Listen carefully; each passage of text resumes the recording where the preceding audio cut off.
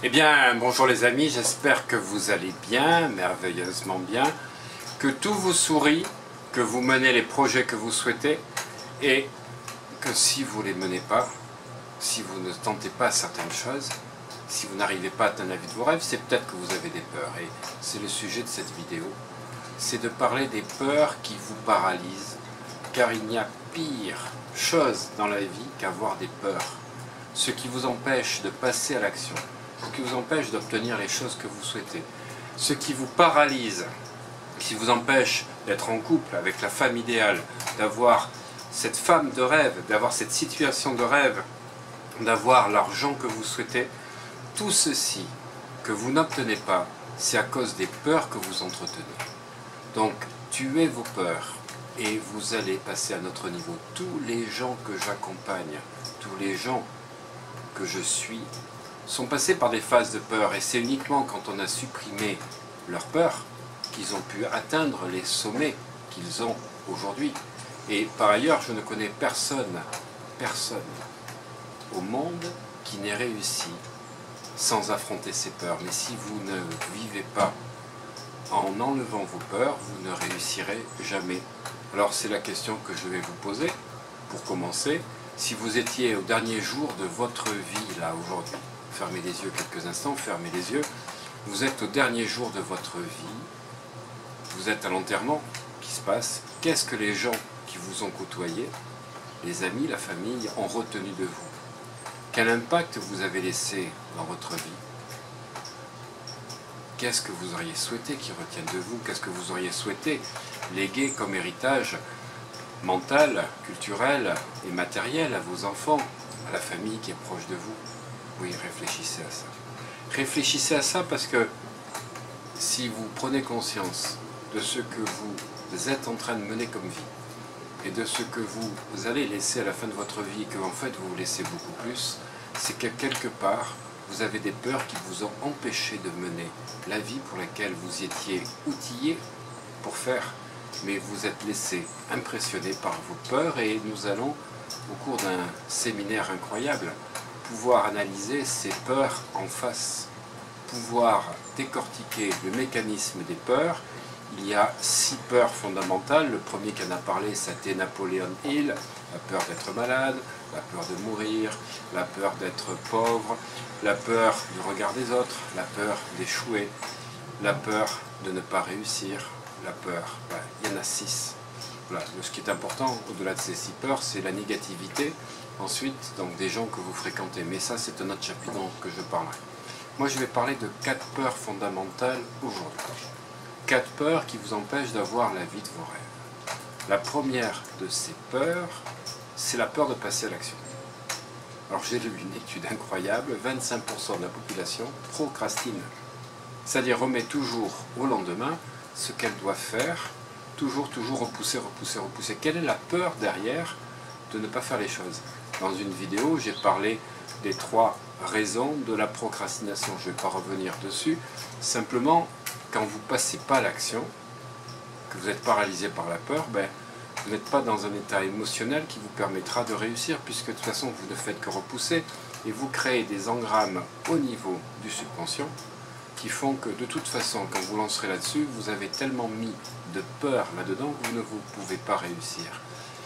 Alors là, nous allons travailler sur l'aspect pensée mentale, l'aspect émotionnel, l'aspect comportement, pour créer cet alignement des 3 mois pour pouvoir passer à l'action. Et on pourra rajouter après ce qu'Anthony Robbins appelle le peak state, pour mettre une énergie incroyable. Mais ce n'est pas le peak state qui va régler ça, c'est l'alignement des 3 mois. La deuxième chose, c'est la peur d'être jugé, la peur du regard des autres. Waouh! Là, la peur d'être jugé, la peur du regard des autres, c'est impressionnant. Ce qui fait que les gens ne passent pas à l'action parce qu'ils ont peur qu'on voie leur faiblesse. Ça, c'est la peur du regard des autres. La peur du rejet, c'est aussi parce que les gens ont peur d'être jugés, mais surtout de pouvoir être rejeté parce que ouais, tu appartiens plus à mon monde, tu as vu en devenant donc millionnaire ou en gagnant plus d'argent, tu ne fais pas partie de notre famille, tu n'es plus du tout dans les gens que vous fréquentez, tu as des valeurs qui sont différentes des miennes, mais qu'est-ce que ça peut vous foutre, honnêtement, que les gens pensent ça de vous? Est-ce que vous pensez que les gens qui vont être candidats au présidentiel en 2017 se posent des questions quand ils lisent les journaux de tous les gens qui les rejettent ou les gens qui, au contraire, ne font que les juger? Vous lisez le débat qu'il y a eu la semaine dernière sur les primaires, c'est impressionnant.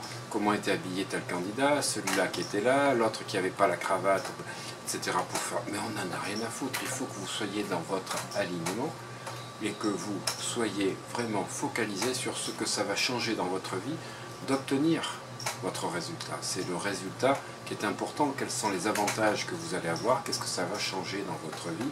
Et là, vous verrez tout un tas de techniques qui vont vous permettre de passer à l'action et de vous en foutre totalement de ce que la jalousie des autres et la critique ne feront plus sur vous. Ça, vous devez passer à l'acte et surtout rien à voir, rien à faire de ces gens-là.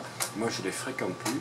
Chaque fois que je crée de nouvelles sociétés, j'ai toujours un nettoyage, on va dire, de l'alignement des gens que j'ai autour de moi, parce que forcément, ça crée des jalousies, des gens qui voudraient faire comme vous, qui sont dans l'ego, qui pensent qu'ils méritent peut-être plus que vous, mais que vous avez de la chance. Oui, mais moi, ça fait 20 ans que je travaille sur moi.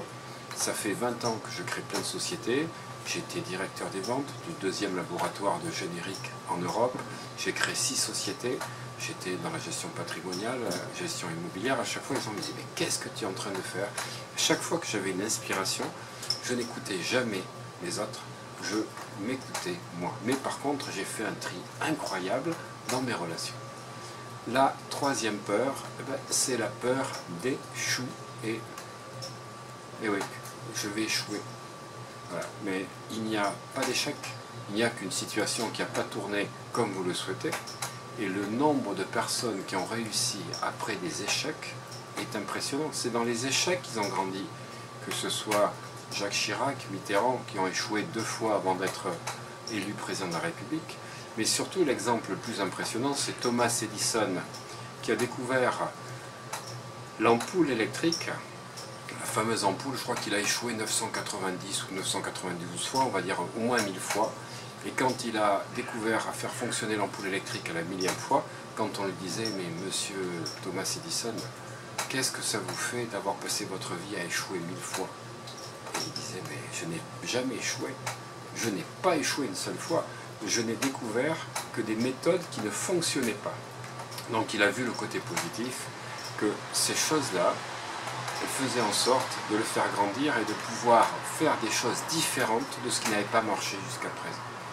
Et puis la 4e peur, c'est la peur d'être ruiné, la peur de ne pas avoir d'argent, qui fait que beaucoup de gens ne vont pas se lancer dans une relation amoureuse parce qu'ils disent que les femmes sont vénales, que le divorce qu'ils ont eu, ou les 2-3 divorces, j'ai des copains autour de moi qui ont été mariés 3 fois, 4 fois, ils n'ont plus envie de payer de les pots cassés et ils n'ont pas envie de rater une 2e, 3e fois la société, donc de perdre de l'argent. Mais ça, ce n'est qu'un aléa. Si vous êtes vraiment animé par une foi, un désir, une persévérance absolue, le nombre de personnes qui ont gagné après avoir eu des échecs temporaires est impressionnante. Simplement, la peur de cet échec ne vous fera jamais sortir de votre zone de confort. Et j'aime donner cette fameuse anecdote de Donald Trump. On aime ou on n'aime pas le personnage, mais il a été très fort. Là, aujourd'hui, c'est un autre personnage au niveau des primaires américaines, au niveau des élections présidentielles. Mais ce qu'il a fait il y a une vingtaine d'années, en 1995, c'est qu'il a été ruiné. Son empire immobilier s'est retourné, il a été totalement ruiné. Et à la question d'un journaliste qui lui posait la question, « Monsieur Donald Trump, vous êtes ruiné aujourd'hui, comment vous réagissez? Qu'est-ce que ça vous fait d'avoir tout perdu ?» Il disait, « Non, non, je ne suis pas ruiné, je ne suis pas pauvre, je suis toujours riche dans mon esprit. Mais pour l'instant, je n'ai pas le sou, mais je suis riche dans mon esprit. Et ça va venir. Je n'ai pas le sou aujourd'hui, mais je suis riche dans mon esprit. Et c'est cette attitude de richesse, de succès qu'il a entretenue qui fait que 2 ans après, il a re-obtenu la richesse, tout simplement parce qu'il n'a jamais eu peur de manquer, de perdre quoi que ce soit. Il a simplement gardé cet état d'esprit qu'il avait créé pour créer ses affaires. Il y a des retournements de marché, il y a des situations qui ne se passent pas comme prévu. Je pourrais parler également de l'expérience de Napoléon Hill, le réfléchissez, devenez riche, qui est devenu l'homme le plus célèbre, qui accompagnait les gens à réussir et qui en 1930 s'est retrouvé ruiné également par la crise boursière. C'était pas sa faute, c'était un retournement du marché. Et c'est là qu'il a écrit le fabuleux livre Réfléchissez, devenez plus malin que le diable.